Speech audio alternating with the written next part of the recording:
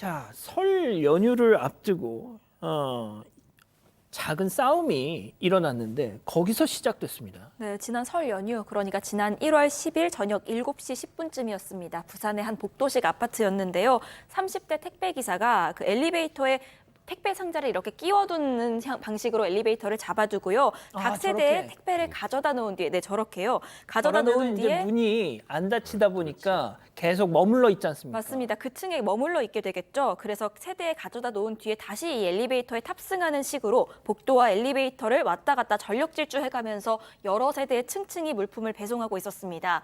이렇게 배송을 하는데 이 동에서 6분 정도가 소요가 됐다고 합니다. 그렇게 배송을 마치고 이 택배기사는 1층으로 가기 위해서 엘리베이터에 탑승을 합니다.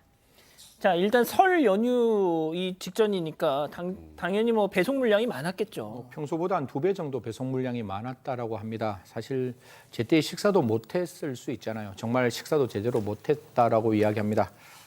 복도식이니까 이렇게 길게 되어 있는 거잖아요. 그러면 이게 101동, 102동, 103동, 104동 있으면 엘리베이터 안에 저렇게 짐을 하나 놓고 전력 질주를 하는 게 CCTV에 딱 잡혀 있습니다. 정말 최선을 다해 전력 질주를 해서 짐을 딱딱딱 놓고 다시 오는데 다른 아파트에서도 CCTV를 보니까 그 주민이 보고 너무 열심히 일하니까 엘리베이터를 스스로 잡아주는 모습까지 있었다라고 하는데요. 지금 이런 상황에서 아까 말했다시피 6분 정도 지나고 이제 내려가니 지금 이 사단이 발생했습니다. 자, 그 아파트 주민하고 내려가다가 딱 마주친 겁니다. 네, 맞습니다. 이제 1층이 아니라 이제 중간층에서 이제 엘리베이터 문이 열리고 그리고 50대 남성이 이제 이 주민인데 술에 취한 채로 이제 엘리베이터 탑승을 하려고 하면서 갑자기 그 택배 손수레 있잖아요, 수레. 그걸 발로 빵 차면서 이제 우리가 보통 아는 이제 욕설을 이제 퍼붓습니다. 그러니까 지금 아마도 오랫동안 본인이 엘리베이터를 기다린 게 화가 났었던 모양인지 그런 행동을 그러니까 한 거예요. 이게 엘리베이터가 막 층층마다 그렇죠. 쓰고 층층마다 쓰고 내려오지도 않고. 그렇죠. 아무리 그래도 저 택배 기사가 저렇게 이 주민들 위해서 노력하고 있다는 점 때문에 다른 주민들은 수고한다고 얘기를 해주는 상황에서 저는 욕설을 하고 이제 갑자기 화를 내고 하니까 이제 택배 기사도 어깨를 탁 밀쳤는데 지금 저 그림처럼 근데 지금 엘리베이터 문이 열려 있잖아요. 탕 하고 밀려서 넘어진 게 밑에 이제 그 바닥 자체가 약간 그 뭐 돌이나 뭐 아스팔트 같은 그런 계통이니까 머리를 꽝 찍게 됐고요. 아이고야. 그리고 이 지금 타려고 하면서 밀치는 그 과정이 2, 3초밖에 걸리지 않았습니다. 그러니까 어깨를 밀친 게 일단은 전부이긴 한데 근데 일단 쓰러져서 일어나지 못하고 있으니까 바로 119에 신고하고 심폐소생술까지 실시를 했습니다. 이 택배 기사가. 당시 피해자는 구급대원이 처음 왔을 때는 의식이 있는 상태여서 뭐라고 중얼거리는 모습도 있었다고 하는데 하지만 이 주민이 안타깝게도 2차례에 걸쳐서 뇌수술을 했지만 상태가 나빠져서 결국 닷새 후에 외상성 경막하 출혈로 사망하게 됐습니다. 아이고야, 세상에. 자, 우리 가족 여러분들도 지금 채팅창에 피해자가 억울하다, 아니다, 택배 기사가 조금 참 안타깝게 됐다, 이렇게 뭐 좀 의견이 갈리시는데, 자, 양 변호사님, 야, 세상에 이제 욕설을 먼저 피해자가 했어요. 자, 그런데 이제 어깨 쪽을 탁 밀었는데 술이 취한 상태여서 그랬는지 그냥 이렇게 넘어지면서 이렇게 사망을 했습니다. 그러니까 바로 사망한 건 아니고 병원에서 치료를 받다 사망을 한 거고요.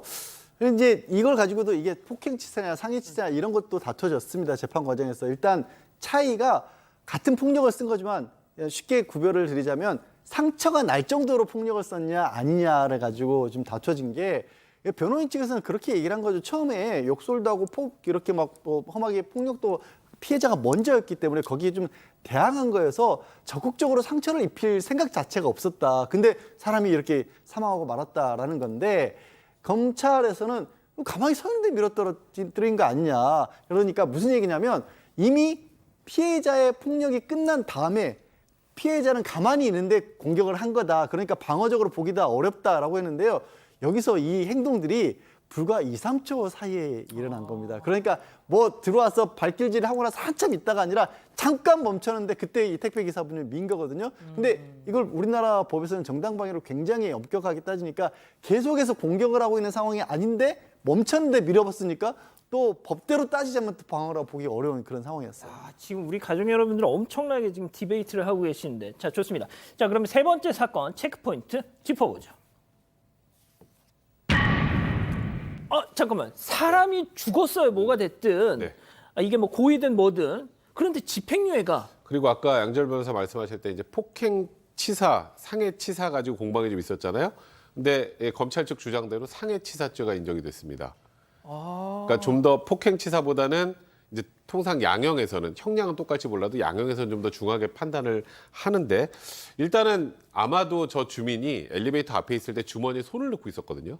그런 밀침은 뒤로 넘어져서 다칠 수 있다는 게 충분히 예상이 가능한 정도로 밀쳤다면 이거는 폭행이라기보다는 상해 고의가 있다라고 일단 인정이 됐던 것 같은데 이런 사건들이 보통 국민참여재판으로 진행이 많이 됩니다. 예. 이 사건 역시 국민참여재판으로 진행이 됐고 배심원 7명이 전원 다 유죄 판결을 했고 상해치사죄를 인정을 했습니다.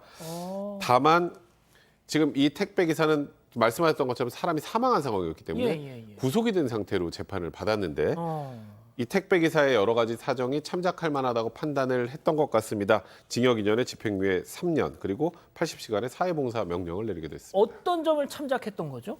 일단 이게 여러 가지 사유가 있어요. 바로 그 다치고 나서 넘어지고 나서 119에 신고를 해서 또 피해를 구제하려고 했고 유족하고도 합의도 했고 그리고 심지어 이제 배심원들도 집행유예로 판결했는데 제가 봤을 때 가장 중요한 건 뭐냐면요. 사실은 그렇게 밀었다고 해서 넘어져서 바닥에 머리까지 다치리라고 그거를 예상을 하고 물론 하기가 그렇긴 하죠. 그건 어려웠다라는 거예요. 그래서 사실 이 사례는 아니지만 저희 이제 다른 어떤 형사 판결 같은 경우 보면 피해자가 아주 특이 체질이었다거나 뒤에 장애물이 있다는 걸 전혀 모르는 상태에서 가볍게 밀었는데 저렇게 또 사람이 죽는 일까지 있었거든요. 무죄까지 가는 경우도 있긴 합니다. 드물지만. 아, 진짜요. 자, 그런데 보통 이런 그 국민참여재판에서 또 어떤 이런 유무죄 여부 또 어떤 형량을 가르는 또 이게 주변의 어떤 또 이런 얘기들이잖아요. 네, 그렇잖아도 이 사건 같은 경우에는요, 이 사망한 주민의 이웃 주민들, 그러니까 아파트 입주민들뿐만이 아니라 심지어 그 숨진 피해자의 아내까지도 선처를 호소를 했습니다. 진짜요? 이 주민이 사망한 뒤에 기사가 장례식장으로 찾아와서 유족이랑 원만히 합의도 했고요. 입주민들은 심지어 탄원서를 제출을 했습니다. 피해자 같은 경우에는 건장한 체격이었는데 매일같이 아침부터 술을 마셨다는 증언이 나왔고 심지어 혼자 넘어진 적도 있었다고 합니다. 알고 보니까 이 숨진 피해자, 사망한 주인은 평소에도 소음 같은 걸 이유로 해서 이웃 주민, 택배기사, 배달원 등이랑 상당한 갈등을 빚어온 걸로 파악이 됐습니다. 시끄럽다고 옆집 문 두드리고 초인종 누르고 한 적도 있었고요. 인테리어 공사하는 곳이 없는데도 공사 소음 때문에 너무 시끄럽다고 이 관리소에 민원을 넣은 적도 있다고 합니다. 이런 피해자의 평소 행태를 주민들은 다 알고 있었기 때문에 대부분 택배기사가 다소 불운한 면이 있었다. 이런 공감대가 형성이 된 듯하고요. 그래서 선처를 부탁한 것으로 보입니다. 아, 그렇군요. 자, 승 의원님 짧게 좀 마지막으로 정리 좀 부탁드릴게요. 가장 중요한 거는 지금 사건은 상해치사지만 아마 법원 안에서는 폭행치사로도 봤을 수가 있고 그 치사에 대한 인과관계도 없다 이렇게 볼 수 있는데 시청자 여러분 검사가 3년을 구형했거든요. 3년 구형한다는 것은 집행유예가 가능한 형을 검사도 생각을 했지 않았을까. 어느 정도 사건은 들여다볼 때 사람이 죽었기 때문에 엄혹하게 법조문은 상해치사로 갔지만 그러면 분명히 검사도 구형을 좀 높이 써야 되는데 3년을 했다면 검찰의 입장에서도 집행유예 가능성을 분명히 열어두지 않았을까. 거기에 대해서 법원이 이렇게 판단했고 또 배심원의 판결을 존중했다. 이런 말씀드리겠습니다. 알겠습니다. 자, 세 번째 사건 마무리하고요. 이 사건의 진실을 추적하고 싶으십니까? 그렇다면 사반 채널을 구독해주세요. 지금까지 이자연 기자였습니다.